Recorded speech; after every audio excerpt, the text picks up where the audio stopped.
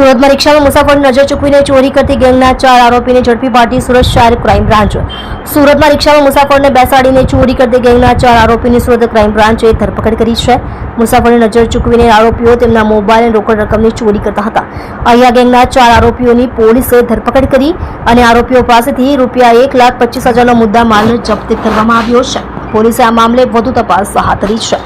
લીંબાદ અને નીલગિરી સર્કલ પાસેથી 4 આરોપી ઝડપાયા। સુરતના લીંબાદ નીલગિરી સર્કલ પાસેથી 4 આરોપીઓ ઝડપાયા છે। આ આરોપીઓ રિક્ષામાં બેસેલા મુસાફરોની નજર ચૂકવીને ચોરી કરતા હોવાની વાત સામે આવી છે।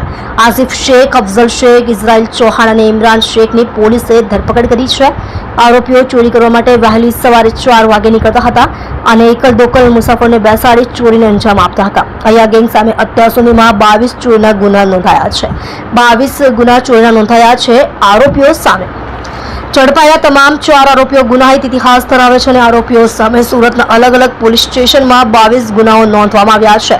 મુસાફરનું ધ્યાન ચૂકવીને તેમના પર્સ અને મોબાઈલની ચોરી કરવામાં આવતી હતી। ક્રાઇમ બ્રાન્ચને આ બાબતની જાણ થતાં તેમણે વોચ ગોઠવીને વહેલી સવારે આરોપીઓને ઝડપી પાડ્યા છે।